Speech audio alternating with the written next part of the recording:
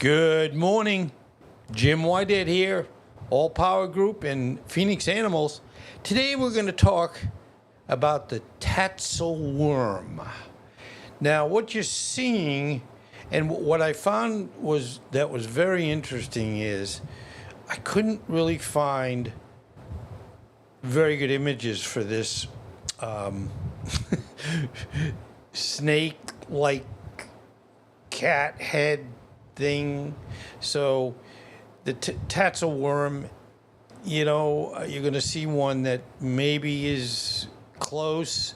But what's neat about this is all related to alpine folklore. So it wouldn't be like, oh, yeah, we took all these pictures and everything, No, they kind of like, it's like secret, hidden, not seen very often, if it's seen at all.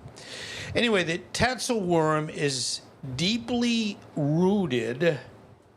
Now that's a AI put together of a description of a snake with a cat-like head. Now, that's what it describes it as. So, it's like you'd say, "Oh, come on, that doesn't make sense." But when you say it's a snake with a cat-like head, I guess this could be a possibility. I just feel bad for cats because they shouldn't have it where somebody say, "Oh my God, I got the wrong cat." Anyway, the Tatzelwurm is a deeply rooted in the folklore of the alpine regions of Germany, Austria, and Switzerland. Now, with regional names, it also is known by various different names, such as the mountain devil, makes sense, spring worm, but it only comes out in the spring or it springs to attack you, and the stolen worm, reflecting regional variations in its legend. And again, I say it every time, if you start a legend from one, you have 30 people, you tell a legend to the first one, and you keep whispering it to the next person. By the time it gets to the last person, it's not going to be the same thing. It's going to be entirely different. And we used to do this in elementary school. Oh, I remember that. It was like, whoa, that story kind of ended up, and we all either it's memory or embellishment. I'm going to make it sound better or worse. Anyway, its origins may trace back to ancient Celtic beliefs where serpentine creatures often symbolized powerful forces of nature. By the way, after this presentation, I'm going to eat a little lunch. We do that too here. And then I'm going to talk about, because we're expecting a powerful force of nature, and that's the hurricane that's coming up from Cuba into the Gulf of Mexico. And where we live in Naples. Now, Naples is on the very tip southwest of Florida. Now, it's scary in Florida during hurricane season. I'm sorry, I don't want to get into too much because I'm going to get into the whole thing. But bottom line, we're going to get a force of nature. And I'm going to be doing a presentation on some of the funny things that I feel have not happened or happened in the last 100 years. So anyway, look for that in a little while. Okay, physical descriptions. Serpentine body, okay. The Tatzelwurm is typically described as having a long serpentine body, often likened to that of a snake or lizard. Makes sense. Now, here's where I'm not making it up. Cat-like head. Its head is often portrayed as resembling a cat's, with sharp pointed ears and piercing eyes. I mean, if you'd say, I got to make an image of this, well, there's where it is. Also, it has short legs, and that's exactly what you're seeing, especially on the left side. The creature is typically depicted with short legs, sometimes even described as having no legs at all. Well, you know, snakes get around, and some have kind of little things as legs, I guess, some don't. It's got a venomous bite. So whether you want to say this looks great as a cat or a worm or a snake, don't get bitten. It doesn't make any difference what you think it looks like. If you get bitten, it still hurts. It's often believed to possess a venomous bite capable of inflicting serious harm or even death. Anyway, okay, behavior and habitat. It's a mountain dweller. It better be. The very high mountains, right? The Tatzelwurm is said to inhabit mountainous regions, preferring secluded areas such as caves, crevices, and dense forests. If you look like this, that's what you have to do. So it has a very elusive nature.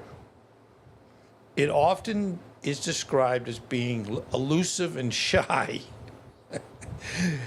Rarely seen by humans. There we go. So that's why it's a little bit hard to say this is exactly what it looks like. Associated with storms, some legends link the Tatzelwurm's appearance to impending storms or other natural phenomena. You know, I guess when I leave my building and we get a hurricane coming, maybe because the storm's coming too, maybe there'll be one of these right outside my door. Anyway, sightings and skepticism. You think? Historical accounts. There are numerous historical accounts of the Tatzelwurm sightings, ranging from ancient folklore to more recent reports. Scientific debate. While many believe in the existence of the Tatzelwurm, there is no scientific evidence to support it.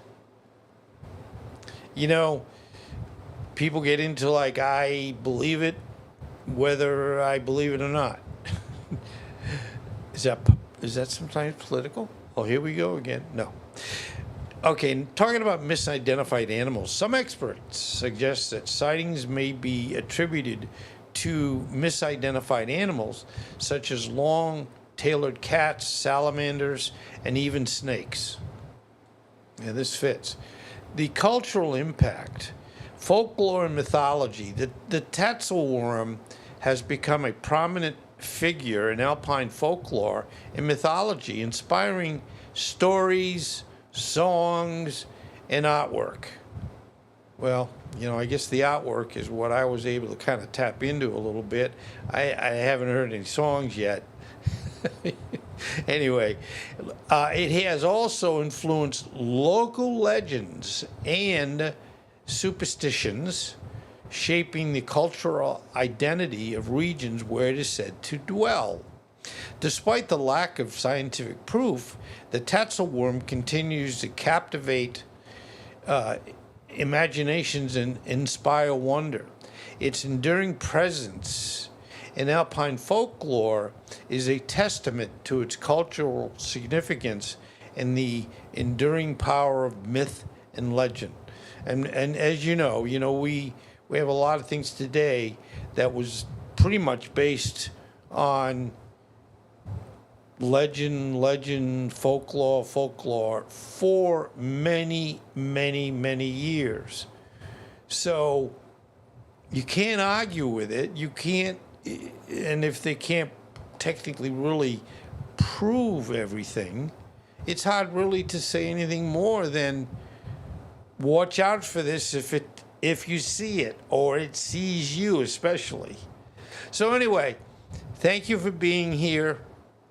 And again, after I kind of take a little lunch break, I'm going to get into one of my big pet peeves, because I'm a generator company, a solar generator company, and I have had to deal with power issues for 20 years, basically. So I admit I have some biases and some things where you'd say, does that really make sense? So anyway, please look for that after, and I would say it'll probably be posted in about an hour or so. If you are in, by the way, related to this storm, Helena, if you are in the more affected area, now we're luckily the storm's going to be pretty far away from the coast when it's coming by Naples, but it's going to be progressively getting stronger and moving closer to the coast, kind of coming in more where Tampa is. And unfortunately, as a lot of storms, it goes into the Panhandle area. And by the time it gets there, it's had quite a long opportunity with warm Gulf of Mexico water. So the storm spins up, speeds up, intensifies. And they're even saying, and the Weather Channel is great, they're even saying that this is going to go way up into Georgia with a lot of rain and wind, and even as far as potentially Tennessee. So if you thought you moved to Tennessee to get away from hurricanes, well, maybe not. Anyway, thank you so much for being here, and please look for my discussion about electrical and all this weird wiring and poles and all that stuff. So thank you very much. Stay safe, I hope. Thanks.